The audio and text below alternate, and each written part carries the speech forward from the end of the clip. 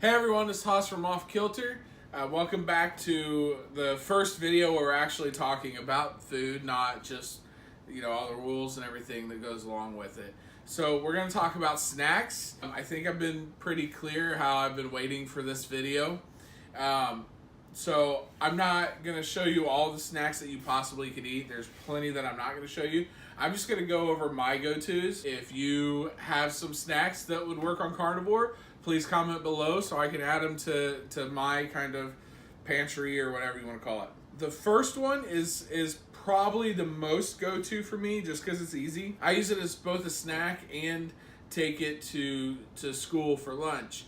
Now, I'm probably going to do intermittent fasting on March or throughout March, so I won't be taking it then, but it's still a good option if you do, which is pepperoni. We get the big bag from Walmart. It's cheaper than Hormel. Tastes almost as good. Hormel, they do something weird. I don't know what they do, but I like theirs better. Great value, still a good pepperoni. I eat this cold. I just take a handful out of the fridge and eat it that way. Go sit down, whatever.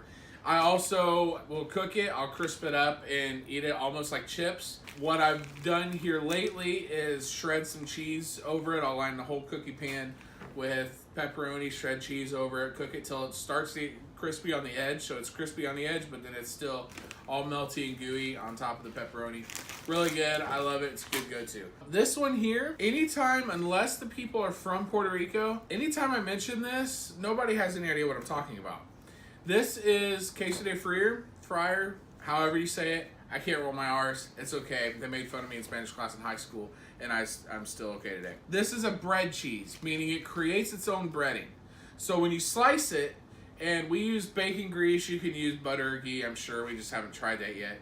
You slice it and try to make like cheese sticks or cheese planks. It creates its own breading, so you don't have to worry about battering it and everything like that. It's really good because it gets melty, but it doesn't get gooey, so it still has a bit of a tooth to it, which varies the texture, and it's really good. It's delicious too.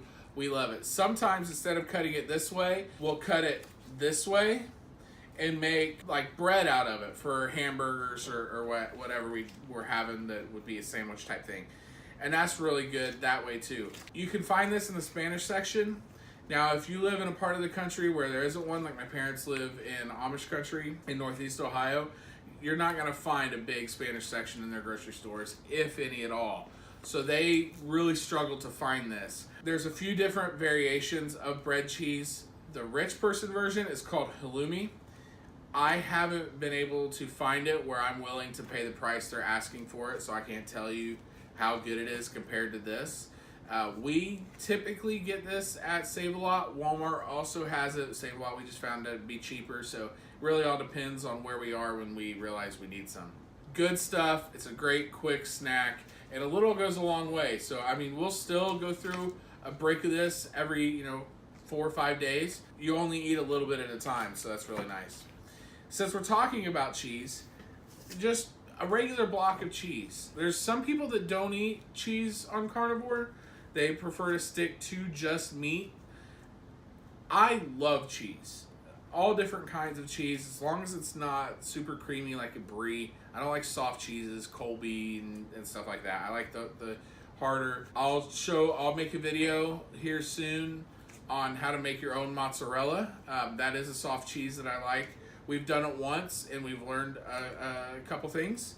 So we will tweak our recipe and I'll make a video show you how to make your own mozzarella. It's really easy. It's harder to make like Parmesan or something like that because the temperatures have to be so exact. Mozzarella is pretty forgiving and it's easy to make at home. So get plenty of block cheese. It's great. Shred it, cube it, whatever. You'll use a lot of it. Boiled eggs. Almost every carnivore that I've come across online, and I haven't really dealt with a whole lot in person. I've met a couple. They devour hard-boiled eggs. I like hard-boiled eggs. I don't like the aftermath of hard-boiled eggs. Even if I eat and drink with it, I hate tasting them later. So I typically don't. Plus, I'm lazy when it comes to the shell removal. I have tried various apparatuses, the thing you smash and it's supposed to shoot out the bottom. It doesn't work very well. I have had some luck where if you just crack the ends, you can peel it off and like blow it out. Even then, that's still too much work for what you're getting.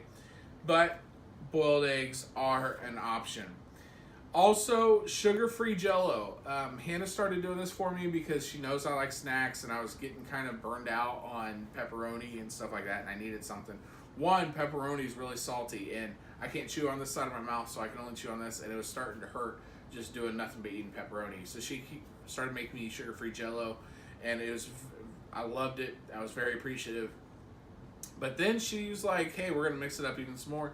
She started adding heavy whipping cream to the jello, and that just took it up a notch. It was really good, very satisfying because the cream's a little heavier, and so it was very satisfying. I enjoyed it. Whisps, again, it's another cheese product. I take that to work with me with the pepperoni, so I get a bit of a texture variation, and they're just good. I'm going to try to turn my dehydrator and make my own. I just have to get the fruit trays for my specific dehydrator. I may try wax paper and see if that'll work, but we'll see. And if I can make my own, awesome, I'll share with you how long you have to do it and everything like that. Jerky. Jerky is wonderful, but you have to be careful with jerky. There is a lot of hidden sugars in jerky, so teriyakis are out right off. But even some of the peppered I found, Pemmican brand, at one time was my favorite beef jerky. It's been a few years since I've had it, and when I saw it at Ollie's, the big bag for $10, I was like, heck yeah. And so I went to look, but there's like 17 grams of sugar in that for just a couple pieces, and I'm like, that's not going to work out.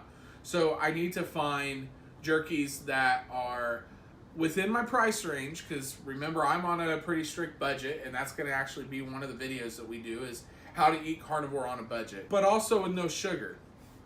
I have found a couple.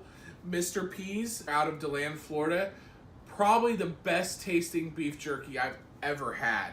And I've been to plenty of different beef jerky stores with the whole wall where you get to taste all the ones you want. And it's probably the best I've ever had. I found them at the Sebring Gun Show, and they do a lot of those type of events.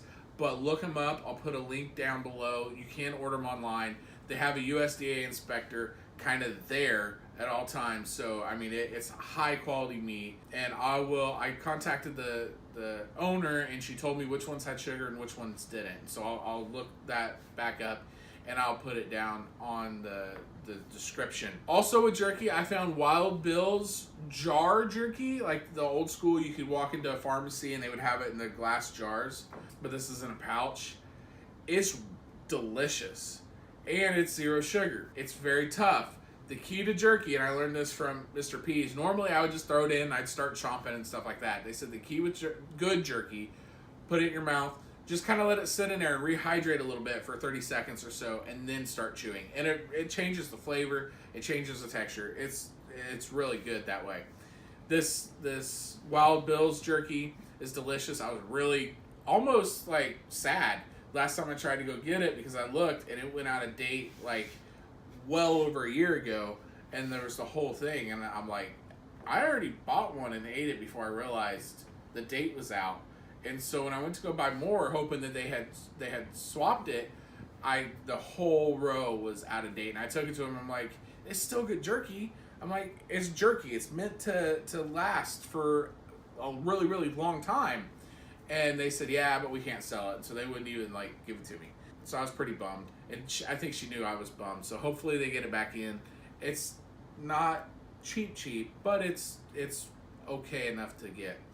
Also, there's Pemmican. You can make your own Pemmican. I will share the link to the video of Steve Rinella from Meat Eater TV showing how to do that. It's what the early natives used to do. It's basically just ground meat covered with animal fat, and it's meant to preserve it.